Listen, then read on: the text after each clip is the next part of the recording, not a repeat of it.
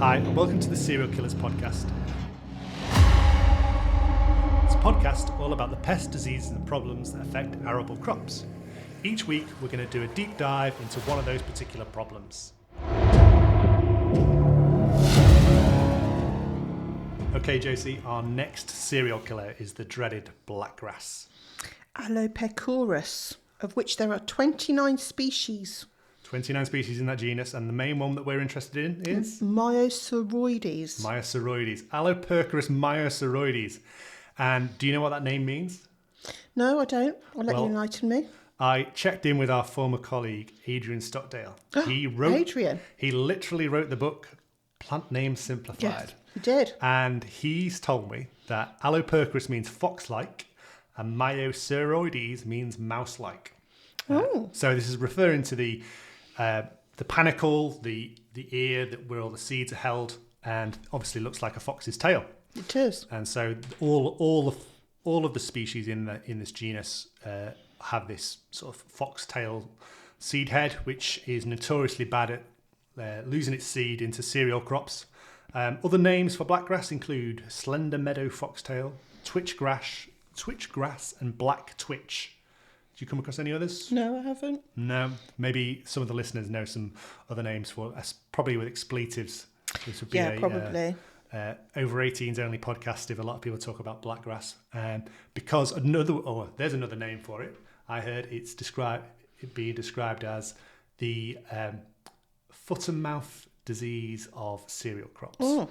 So it's so bad that it's the equivalent of foot and mouth. Is to in cattle, it is to cereal crops.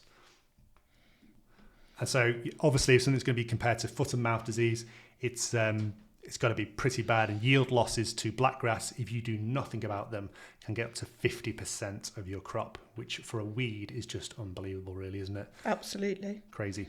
So related organisms, the good news is that blackgrass is not related to cereals. So you get a lot of weeds, especially grass weeds like the rye's and bromes that are very closely related to cereal crops. But blackgrass is not. If you look at the relationship between all the grass species, blackgrass is further removed. And at Utrema, we're using that to help develop the next generation of control methods. The fact that it is unrelated to cereals offers up some potential for its control. I'll talk more about that later.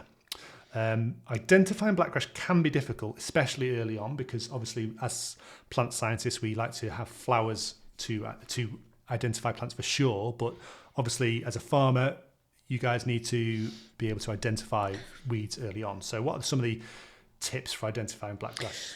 Well, it flowers from May to August, sometimes into October, and one main way of identifying it is that flower heads appear above the cereal crop in May and June. So they will stand above them, and they may develop also on side shoots. So, these flower heads will be taller. Before you get to the flower heads, you can identify them basically that they... where the blade, the leaf, joins the stem, there's something called an auricle in most grasses, and that's absent from blackgrass. It is. Yeah. So that's and also it's a smooth leaf as well. There's no tiny hairs on that either. Brilliant. So you should be able to identify it.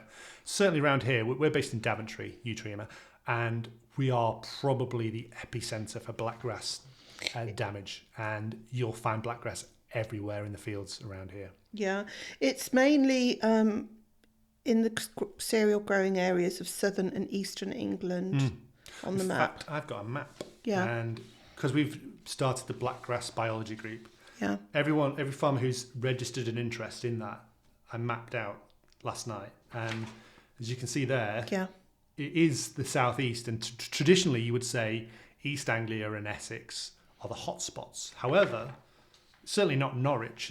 We've got no farmers in Norwich, Norfolk even. Kent, there's only a few. Sussex, we haven't got any. But it's sort of the Cotswolds and then up to here in Daventry. So lower East Midlands is the hotspot. And then we don't get anything into Cornwall or Wales, nowhere in the northwest. And it seems to be like the Humber is the current northerly top range for blackgrass. And certainly we've got a lot of farming customers up in Hexham, Northumberland, and they couldn't care less about blackgrass. They never see it, and things like fescues are more of a problem. But blackgrass is on the move, especially with climate change, and so we are starting to see, well, on the move, plus on tractors, on combines. Absolutely. In seed. In seed. Now, a big problem is farmers that harvest and keep their own seed. Because they don't filter it, then obviously there is blackgrass seed within the seed that they've harvested and kept. So that is a major problem. For reinfection. Yeah. Yeah, in fact, ensuring that seed is blackgrass free is one of the big problems in Irish farming at the moment. So making sure they don't import blackgrass seed into the Emerald Isle. Occasionally blackgrass does appear, but and they seem to be good. They're on top of it. So what they call tillage farmers, what we call arable farmers, they're definitely on the ball, trying to keep it out of the Emerald Isle. Scotland, not heard of any blackgrass being an issue there, but it is a problem in Germany, and all of my distributors in the Balkans and Greece, if you class Greece as the Balkans, I'm not sure, it depends. They suffer from blackgrass, so it's definitely something that is on the move from the southeast. Yeah, so it started in the late 1960s. Yeah, and when the continuous winter wheat growing throughout traditional cereal areas was undertaken. So that's what caused it. I think as well, when farmers couldn't burn off the stubble. Yeah. That was a real issue. So the continuous winter wheat, it was there, you couldn't get rid of it.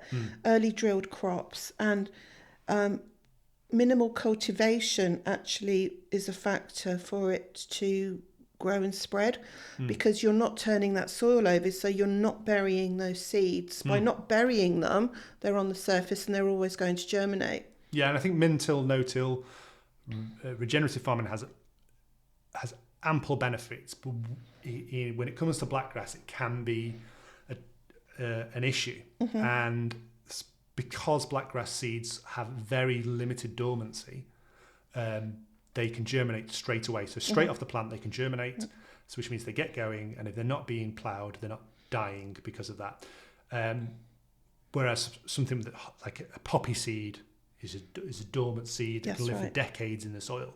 So you would have all the weed issues when you're ploughing. So it's something to consider. But then that offers up opportunities for exploiting that to your advantage when it comes to regen. So clever timing of pre and post emergence herbicides is where you've got to be key there. Early drillings of crops allows the crops to establish themselves, so that with them establishing themselves quite vigorously, they can compete effectively with blackgrass.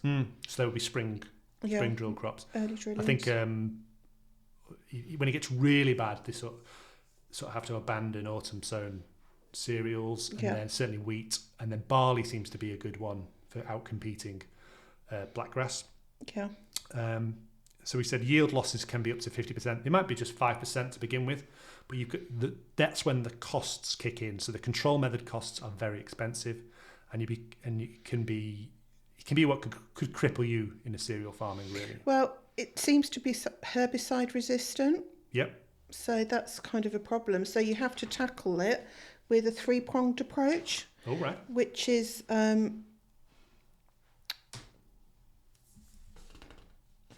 You've lost your three prongs, Josie. Cultural, rotational and herbicidal. There we go. That's your integrated approach there that's needed. Yep. So we talked about cultural, what would come under cultural control?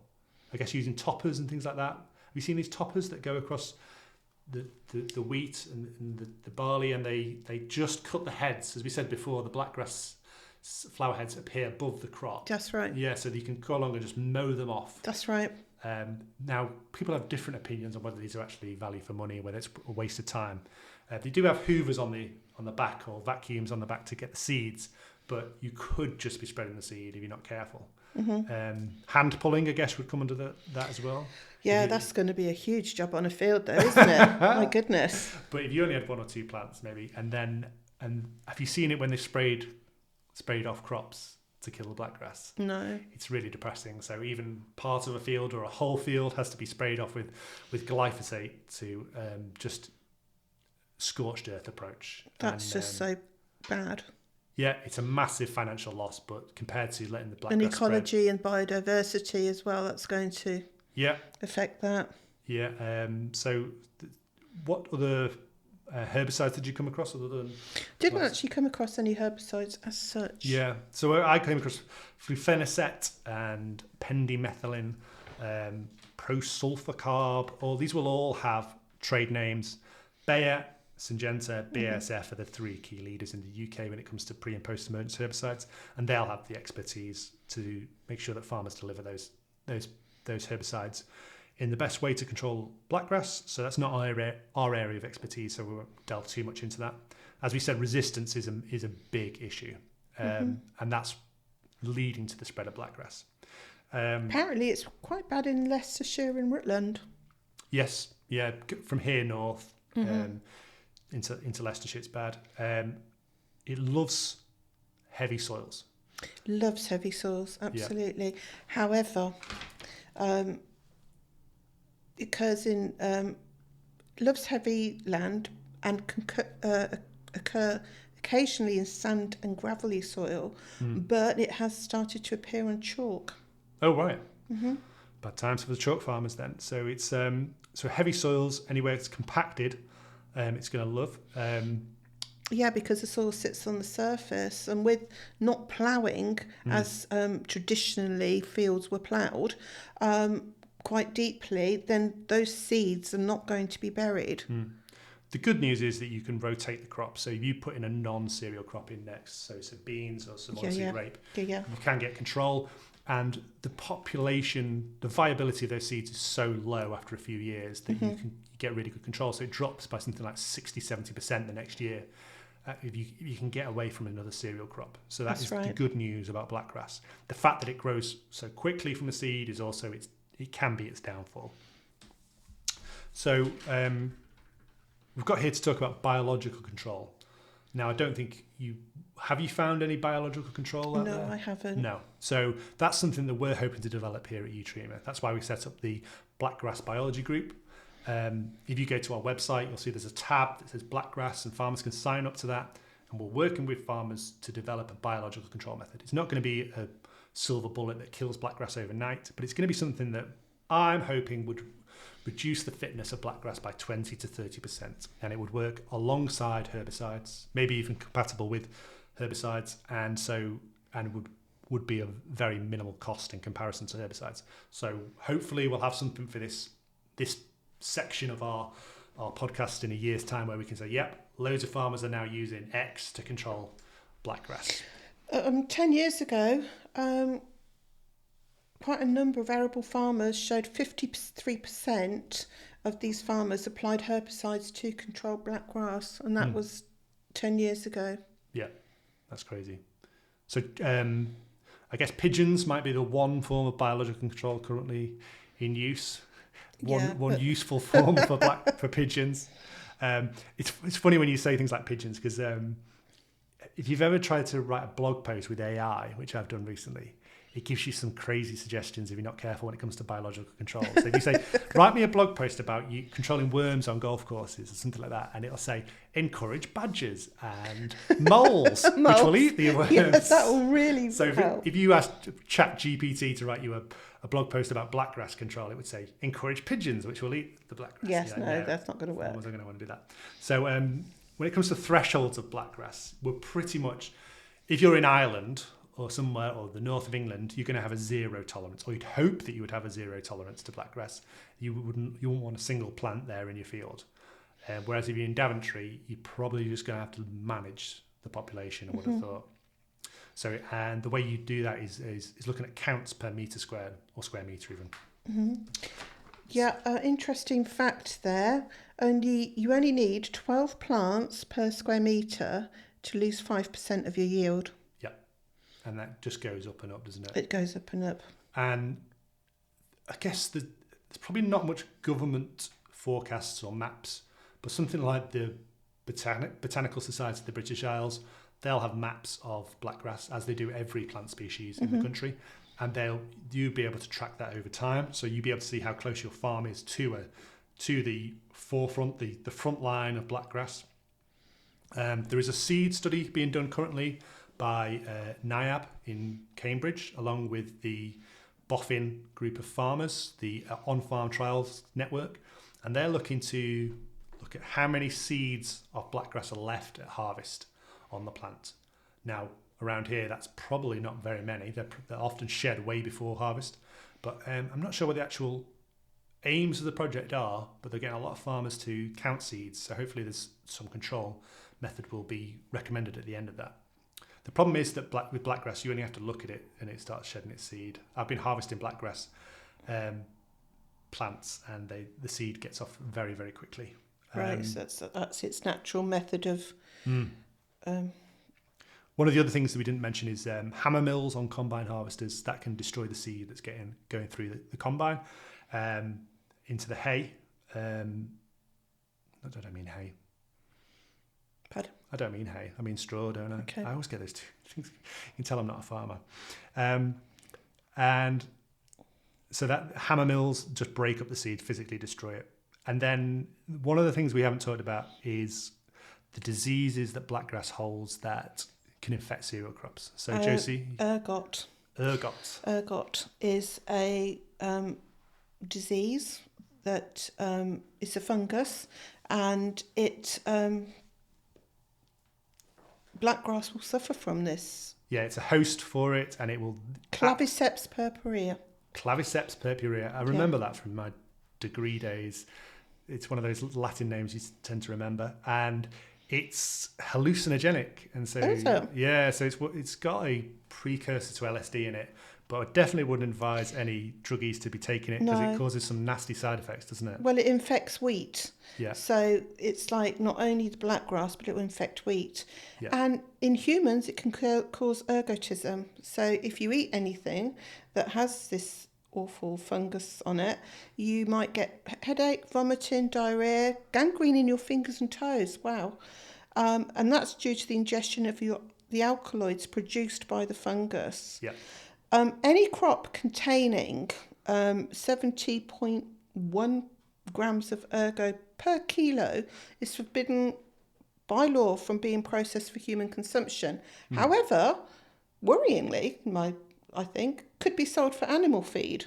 Yeah, I just think there's no alternative. You've got all this wheat on your hands, and so it may affect the... You've got to remember, cows got how many stomachs? So it probably breaks it down. Yeah. And... But all ergot can also host aphids and gall midge. Can it? Yeah. So not only is it causing this awful ergotism, but it's hosting other pests as well. I don't think it's a massive yield loss to ergotism. So when you get infected, but I think it's just that your crop is then unfit for human consumption, and so that's a big one. One of the other diseases that it does host that is going to be really bad for yield directly is take-all.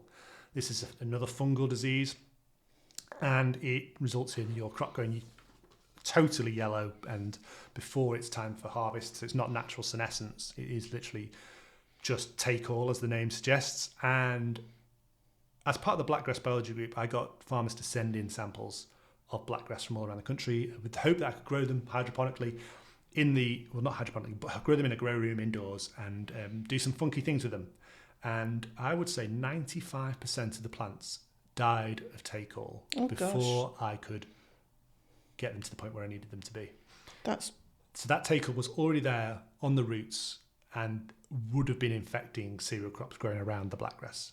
So that's a real worry. This morning before you arrived, Josie, I literally had bin bags full of take-all infected blackgrass plants that I was putting in the bin for incineration. It was that bad. So, and also it's annoying because take-all infects all cereals and grasses. So it's not like something that's specific to blackgrass that you can use as a weapon against it. Same with ergot. So they had to be destroyed. But onwards and upwards, we go on. There's no real varietal resistance to blackgrass because it's a weed. However, breeders can do funky things when it comes to breeding against weeds, so they can alter the canopy architecture and things like that. So that's one option. Any organic controls you came across for those organic farmers out there? Not that I found, other than just picking it. And it's just the timings of your cultivating your soil and timings of sowing and drilling and things like that. It's often found spreading into the fields from the field margins. So that's maybe something that can be looked at quite closely to make sure that it's under control in your field margin, so it won't spread. It would be interesting to know what the level of blackgrass is in farmers who farm their own land versus contractors coming in, because of this idea that it's spread on the machinery. The seeds are very, like they build up a lot of static, so they'll attach to surfaces that you wouldn't think that seeds could normally attach to, and they have these like hairs on the end of them. And I've got loads of blackgrass seeds in the lab, and you'll just find them everywhere, just attached to like your computer screen or places you wouldn't normally find. Oh my goodness! And so I think contractors bringing in machinery could be even shoes, even cars, anything like that. Yeah. And one of the other things that would be interesting to trial would be using liquid gypsum. So we have a product called liquid gypsum, which is an instant acting flocculant for soils. Be interesting to know if you could target application in regenerative farms of the liquid gypsum to alleviate this compaction around the crop and around the blackgrass, so to make it less competitive. So that's an angle we haven't really trialed, but if any farmers want to look at the use of liquid gypsum to control or to limit blackgrass in cereal crops, it'd be something we'd be interested to look at. As I say, it's not a herbicide, or it's not even a wetting agent. It's something completely different. So that'd be something to look at. I've shown you the map of where blackgrass is at the moment. One of the interesting things I was looking at was whether in America, obviously they don't have blackgrass, but they do have genetically modified crops. And I was looking whether has anyone produced a genetically modified wheat. Now there's no commercially available genetically modified wheat. It's one of the things that scientists talk about. It's not one of the crops that are currently genetically modified, but interestingly, Monsanto did produce a glyphosate-resistant wheat, so that it could have been sprayed against blackgrass. And it was never released, it was never registered, unlike other glyphosate-resistant crops. But a farmer was found to be growing this wheat in 2013 in Oregon. And I think he must have got some seeds and managed to propagate it, and they got in real trouble. And even Monsanto themselves got in trouble because they were found to have this wheat that they were growing, I guess it was illegally or certainly unregistered, at a university trial site as well. So there's been a couple of incidents of people trying to get away with glyphosate-resistant wheat. Did it cause any side effects? Well, glyphosate-resistant crops do cause side effects. It does. They always do, even no matter what your opinion is of glyphosate. Oh, absolutely. The main side effect is manganese deficiency in the soils.